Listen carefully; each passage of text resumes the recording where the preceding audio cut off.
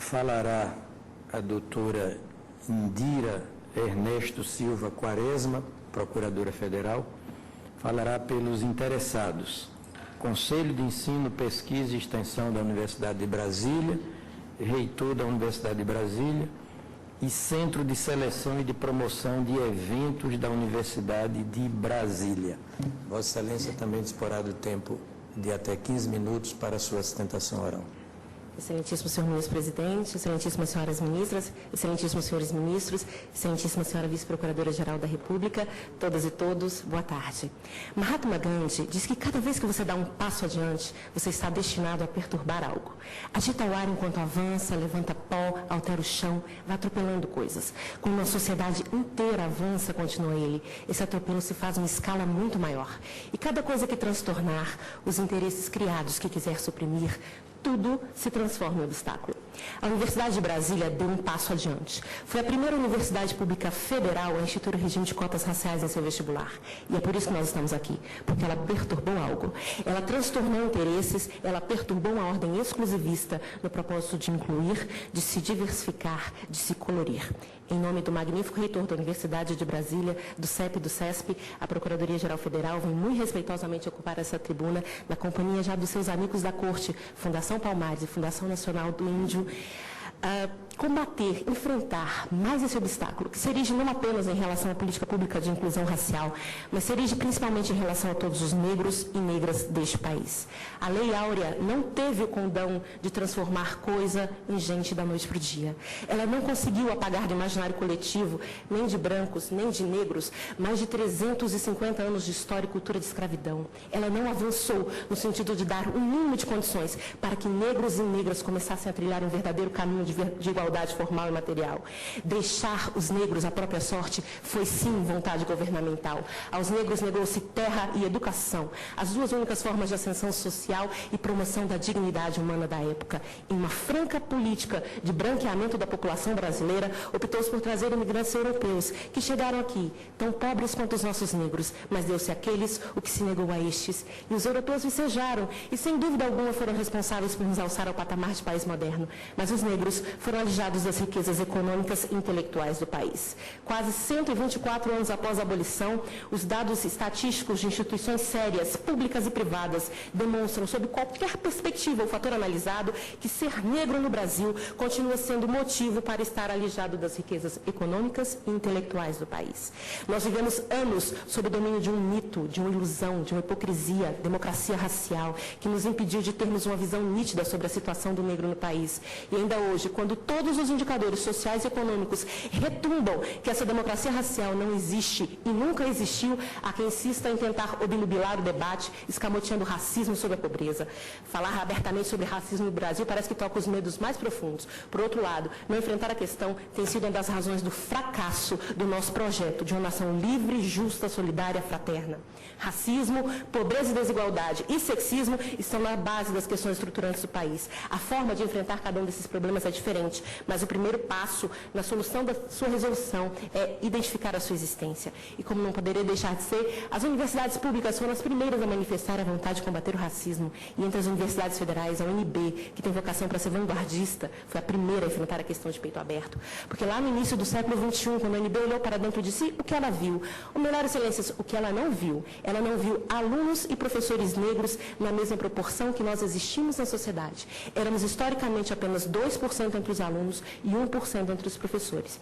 E ela viu que não era só na universidade que nós negros estávamos subrepresentados, mas em todas as esferas de poder e prestígio, a participação dos negros ao longo de mais de um século tem sido rara.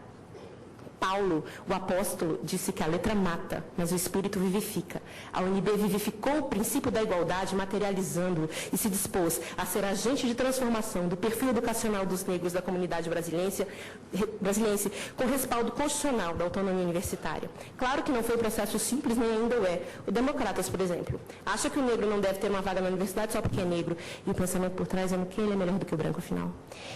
Defende que em um país tão miscigenado como o nosso é impossível dizer quem é beneficiário da política pública de afirmação, que raça não é um conceito genético científico, defende que cotas não devem ser para negros e sim para pobres, que se deve investir na escola pública para que o negro chegue à universidade em condições de igualdade.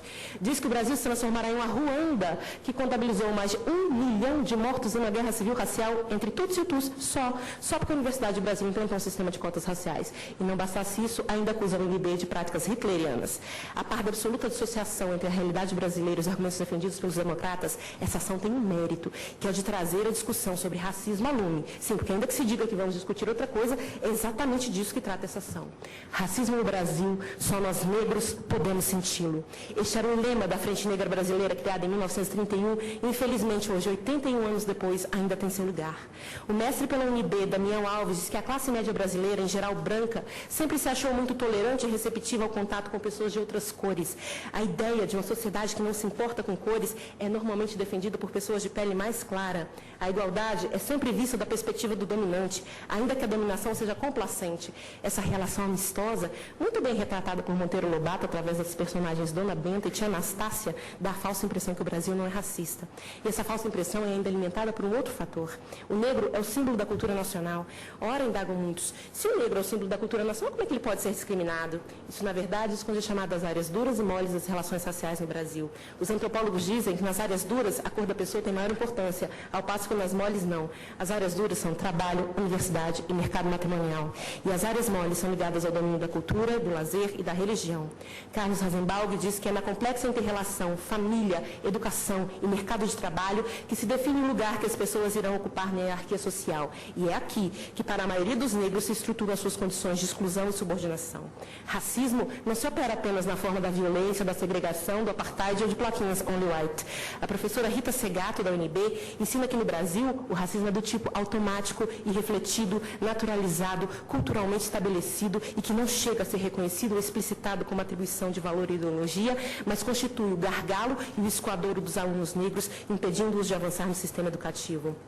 As cotas, continua ela, vêm justamente denunciar e combater esse tipo de racismo, porque a sua ação é silenciosa, mas suas consequências falam alto nos números que as pesquisas recolhem e podem ser facilmente constatadas na ausência de negros em posição de prestígio na sociedade.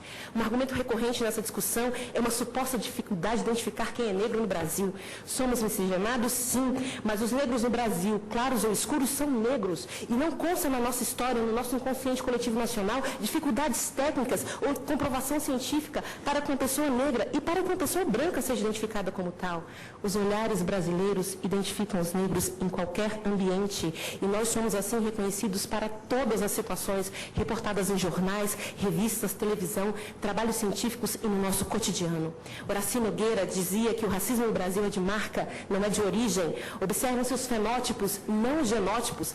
Para nós brasileiros, pouco importa se há uma gota de sangue negro em um branco ou se há 60%, 70% de DNA europeu e neguinho da Beija-Flor em Daiane dos Santos. Nós não podemos achar que as ciências naturais têm supremacia sobre as ciências sociais. O fato de as ciências naturais dizerem hoje que a espécie Homo sapiens não é dividida em raças não justifica o fim das ações afirmativas. Há um porque há cerca de 70 anos atrás o discurso das ciências naturais era outro. Há outro porque o racismo é um fato da vida em sociedade, um problema insoluto das ciências sociais, e nelas há de encontrar seu fim. O que é incontroverso é que a comunidade negra brasileira precisa urgentemente de personalidades emblemáticas, se me permite usar uma expressão de Vossa Excelência, ministro Joaquim Barbosa.